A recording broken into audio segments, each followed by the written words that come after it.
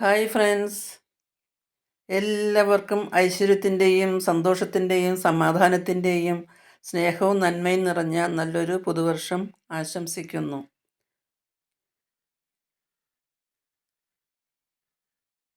അപ്പോൾ ഇന്ന് ഞാനൊരു പൊട്ടറ്റോ വച്ചിട്ട് ഒരു സ്നാക്സാണ് കേട്ടോ ഉണ്ടാക്കിയിരിക്കുന്നത്. പൊട്ടറ്റോ വച്ച് പൊട്ടറ്റോ പീസയാണ് ഉണ്ടാക്കിയിരിക്കുന്നത്. അത് എല്ലാവർക്കും ഇഷ്ടമാവും.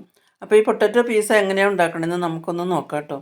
അപ്പോൾ നമുക്ക് വീഡിയോയിലേക്ക് പോകാം. വീഡിയോയിലേക്ക് പോകുന്നതിന് മുമ്പ് എൻ്റെ ചാനൽ കാണുന്നവർ ലൈക്ക് ചെയ്യാനും ഷെയർ ചെയ്യാനൊന്നും മറക്കരുത്. ആദ്യമായിട്ട് കാണുന്നവരാണെങ്കിൽ ഒന്ന് സബ്സ്ക്രൈബ് ചെയ്ത് സപ്പോർട്ട് ചെയ്യാനും മറക്കരുത് കേട്ടോ, പ്ലീസ്.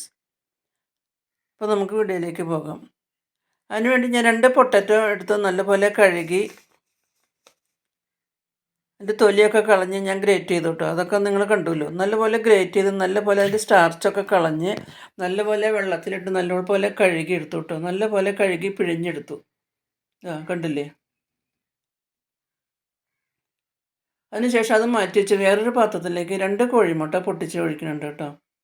കോഴിമുട്ട വേണം നമുക്ക് ഈ പീസ ഉണ്ടാക്കുമ്പോൾ.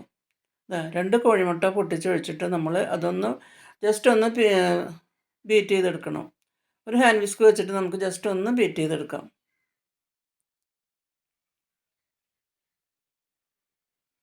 അതിനുശേഷം നമ്മൾ പൊട്ടറ്റോ പിഴിഞ്ഞ് വെച്ചിട്ടുണ്ടായിരുന്നല്ലോ, ഗ്രേറ്റ് ചെയ്ത് വെള്ളത്തിൽ കഴുകി നല്ലപോലെ പിഴിഞ്ഞ് വെച്ചിട്ടുണ്ടായിരുന്നല്ലോ, അതിലേക്ക് ഒരു സബോള ചെറുതായി അരിഞ്ഞതിട്ട് കൊടുത്തു.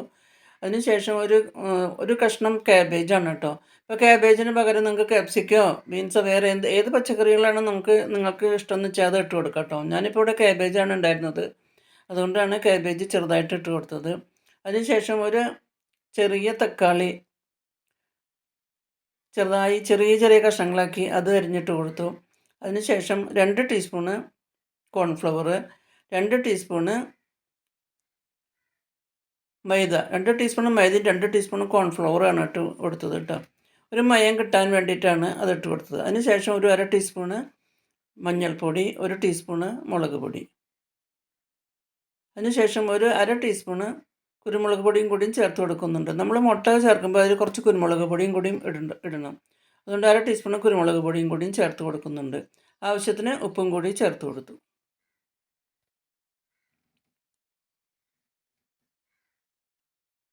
അതിനുശേഷം നമ്മൾ 2 കോഴിമുട്ട അടിച്ച് വെച്ചിട്ടുണ്ടായിരുന്നല്ലോ, അപ്പോൾ ആ കോഴിമുട്ടയും കൂടി ഇതിൽ മിക്സ് ചെയ്യുന്നുണ്ട് കേട്ടോ.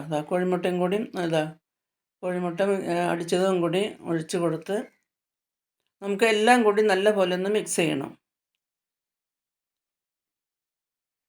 ഒരു സ്പാച്ചുല വെച്ചിട്ട് നമുക്ക് നല്ല പോലെ മിക്സ് ചെയ്യണം കേട്ടോ. ഒട്ടും കട്ടയില്ലാണ്ട് എല്ലാം നല്ല യോജിച്ച് കിട്ടാൻ വേണ്ടിയിട്ട് എല്ലാം മുട്ടയുടെ മിക്സും നമ്മളിട്ട മസാലപ്പൊടികളും മൈദമാവും കോൺഫ്ലവറും എല്ലാം നമുക്ക് നല്ല പോലെ മിക്സ് ചെയ്തെടുക്കണം. നല്ല പോലെ യോജിപ്പിച്ചെടുക്കണം. നല്ല പോലെ യോജിപ്പിച്ചുകൊണ്ടിരിക്കുകയാണ് കേട്ടോ. നന്നായി യോജിപ്പിച്ചെടുക്കണം.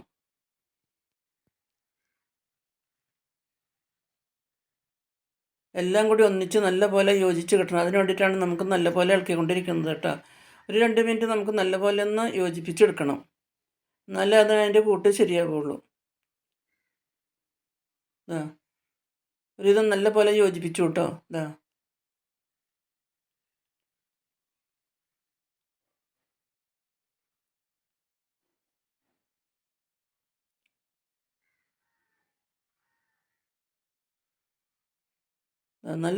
ഒരുവിധം നല്ല പോലെ യോജിപ്പിച്ച് വെച്ചു. അതിനുശേഷം നമുക്കത് ഉണ്ടാക്കാനായിട്ട് ഗ്യാസ് ഓൺ ചെയ്ത് ഒരു ഫ്രൈ പാൻ അടുപ്പത്ത് വെച്ചു കേട്ടോ. ഫ്രൈ പാൻ അടുപ്പത്ത് വെച്ചു. അത് ചൂടായപ്പോൾ അതിലേക്ക് 1 സ്പൂണ് ഓയിൽ ഒഴിച്ചു കൊടുത്തു. ഒരുപാട് ഓയിലൊന്നും ഒഴിക്കേണ്ട, 1 സ്പൂൺ ഓയിൽ ഒഴിച്ചു കൊടുത്ത് അതിലേക്ക് നമ്മൾ തയ്യാറാക്കി വെച്ചിരുന്ന മിക്സ് ഒഴിച്ചു കൊടുത്ത് ഒന്ന് പരത്തി ഒന്ന് ഒതുക്കി വെച്ചു. നല്ലപോലെ ഒന്ന് പരത്തി നമുക്കൊന്ന് വേവിക്കാൻ വേണ്ടിയിട്ട് നല്ലപോലെ ഒന്ന് പരത്തി ലോ ഫ്ലെയിമിലാണ് കേട്ടോ. ഒന്ന് പരത്തി 4 പുറം നല്ലപോലെ ഒന്ന് ഒതുക്കി വെക്കണം. അതിനുശേഷം 1 മിനിറ്റ് നമുക്കൊന്ന് അടച്ചു വെച്ച് വേവിച്ചെടുക്കാം. അടിഭാഗം നല്ലപോലെ വെന്ത് വന്നു കേട്ടോ. അടിഭാഗം നല്ലപോലെ വെന്ത് വന്നപ്പോൾ നമുക്കത് മറിച്ചിട്ട് അതിൻ്റെ അടിഭാഗം നമുക്ക് വേവിച്ചെടുക്കണം. അതിന് വേണ്ടിയിട്ട് ഞാനതൊരു പ്ലേറ്റിലേക്ക് പകർത്തുകയാണ് കേട്ടോ. ഒരു പ്ലേറ്റിലേക്ക് പകർത്തി അടിഭാഗം വെന്ത് വന്നപ്പോൾ ഞാൻ അത് തിരിച്ചിട്ട് വീണ്ടും നമുക്ക് വേവിച്ചെടുക്കണം. പ്ലേറ്റിലേക്ക് പകർത്തിയതിന് ശേഷം വീണ്ടും അത് പാനിലിട്ടിട്ട് വീണ്ടും തിരിച്ച് പാനിലേക്ക് ഇട്ട് കൊടുത്തു. കണ്ടോ, വീണ്ടും തിരിച്ച് മറിച്ചിട്ട് കൊടുത്തു. ഇനിയിപ്പോൾ നമുക്ക് അടിഭാഗം അത് വേവിച്ചെടുക്കണം. അതിന് വേണ്ടിയിട്ടാണ് ഇങ്ങനെ മറിച്ചിട്ട് കൊടുത്തത്. അതിനുശേഷം അതിൻ്റെ മുകളിൽ നമുക്ക് കുറച്ച് ടൊമാറ്റോ സോസ് പിടിപ്പിക്കണം കേട്ടോ. 4 പേർ നന്നായി ടൊമാറ്റോ സോസ് നല്ലപോലെ തേച്ച് പിടിപ്പിച്ച് വയ്ക്കാം. ലോ ഫ്ലെയിമിലാണ് കേട്ടോ വെച്ചിരിക്കുന്നത്.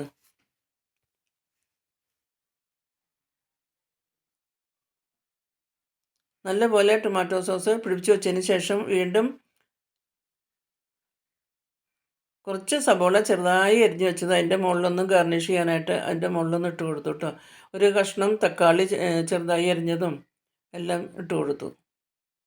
നല്ലപോലെ ഒന്ന് പരത്തിയിട്ട് കൊടുത്തു. 4 പച്ചമുളക് കീറി അതും ഒന്ന് നല്ലപോലെ വെച്ച് കൊടുക്കുന്നുണ്ട്. അതിനുശേഷം നമ്മൾ കുറച്ച് ഒറിഗാനോ ഒന്ന് ഇട്ട് കൊടുക്കുന്നുണ്ട് കേട്ടോ. 1 ടീസ്പൂൺ ഒറിഗാനോ 4 പുറമൊന്ന് ഇട്ട് കൊടുക്കുന്നുണ്ട്.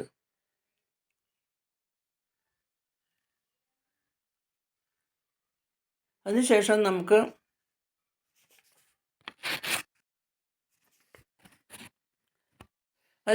അതിൻ്റെ മുകളിലായിട്ട് നമ്മൾ മൊസറല്ല ചീസ് ഉണ്ടല്ലോ, മൊസറല്ല ചീസ് ചെറിയ ചെറിയ കഷ്ണങ്ങളാക്കി 4 പുറം ഒന്ന് വെച്ച് കൊടുക്കുന്നുണ്ട് കേട്ടോ. എല്ലാ സ്ഥലത്തും ഒരുപോലെ കിട്ടാൻ വേണ്ടിയിട്ടാണ് ചെറിയ ചെറിയ കഷ്ണങ്ങളാക്കി ഇട്ടത്. അതിനുശേഷം കുറച്ച് മല്ലിയിലയും കൂടി ചെറുതായി കട്ട് ചെയ്ത് അതും കൂടി ചേർത്ത് കൊടുത്തു. നല്ലൊരു പൊട്ടറ്റോ പീസയാണ് കേട്ടോ ഉണ്ടാക്കിയത്. അപ്പോൾ നമുക്കിതിന് ഓവനൊന്നും ഇല്ലാണ്ട് തന്നെ നമുക്ക് ഗ്യാസിൽ നമുക്ക് ഉണ്ടാക്കിയെടുക്കാൻ പറ്റും നല്ല ടേസ്റ്റിയായ പൊട്ടറ്റോ പീസയാണ് ഉണ്ടാക്കിയത്. അപ്പോൾ എല്ലാവർക്കും ഇഷ്ടമാവും. കുട്ടികൾക്കൊക്കെ അങ്ങനെ ഉണ്ടാക്കി കൊടുത്തവർക്ക് ഇഷ്ടമാവും. വീഡിയോ പുതിയതായിട്ട് കാണുന്നവരൊന്ന് സബ്സ്ക്രൈബ് ചെയ്യാൻ മറക്കരുത്.